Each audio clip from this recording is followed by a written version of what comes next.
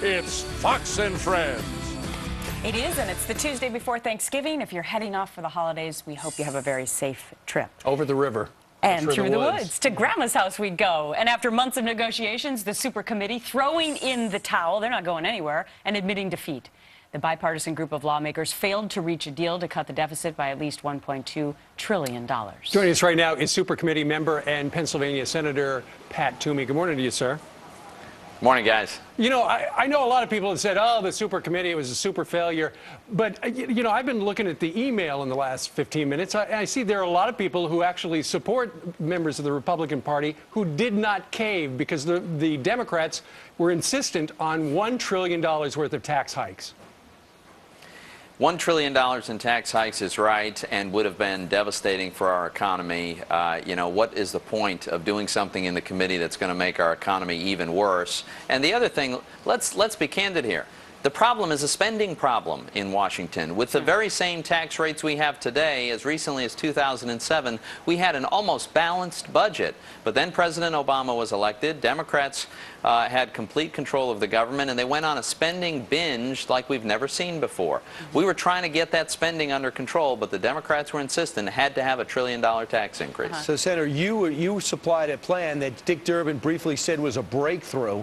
Where did the wheels come off there? Was he then muzzled?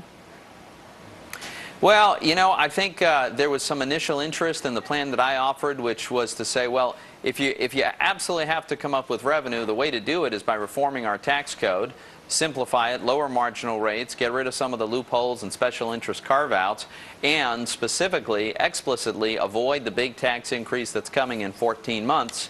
For that, you shouldn't have to pay a price, but if we did, we'd be willing to.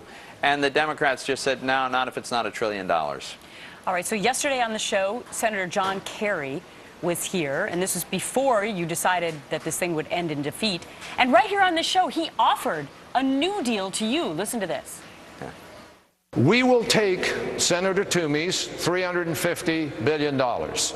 We will accept that amount of money. We will do it slightly differently, but through deductions. We'll accept his methodology of deductions. And then we will do a combination of cuts in the other sectors that will put together $1.2 trillion, providing they stop insisting on the continuation of the Bush tax cuts for the wealthy. Was that a real proposal? I mean, did you hear that? And then did you guys go behind closed doors and say, hey, this might be another breakthrough? I'm afraid not. You know, I've spent a lot of time with Senator Kerry over the last several months, and I think he made a good faith effort to try to find a way to reach some common ground. But what you just heard him say was he'll take a $350 billion tax increase now and insist on an additional $800 billion tax increase in 14 months. That adds up to a little over $1.1 trillion by my math. And by the way, to this day, they have never given us their proposal for the kind of structural reforms that we need to bring the entitlement programs under control. So we unfortunately were just never very close.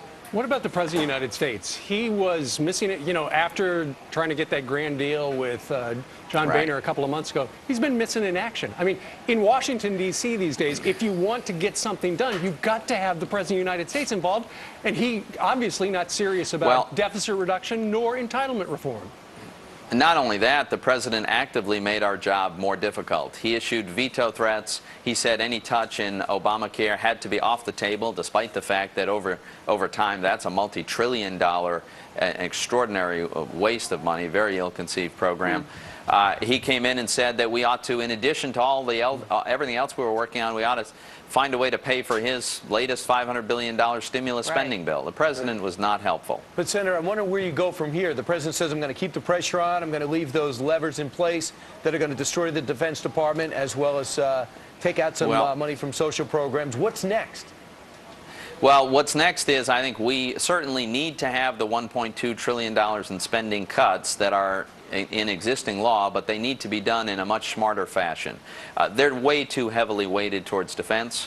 Leon Panetta, the president's own Democratic Secretary of Defense, has said that those cuts would hollow out our defense. That's not acceptable. So I think you'll see over coming months, we're going to offer proposals that would be alternatives to these cuts. But how are you going to do that, Senator? Because the president went on record yesterday saying that he was going to veto that. Are you saying that if he's not reelected, that a Republican president would then do something differently?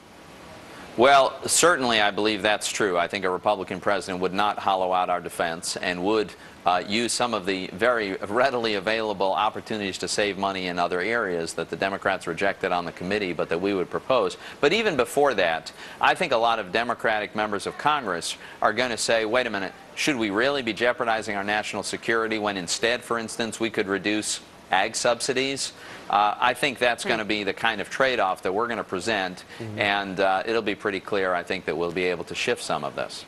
All right, Pat Toomey joining us from the Fox Newsroom right there in downtown Philly. Sir, thank you very much for joining us on this busy news day. Thanks for having me, and guys. coming up at 40 minutes after the hour, in about 35 minutes from now, John McCain. He'll talk about what the impact will be on the Defense Department and what he plans on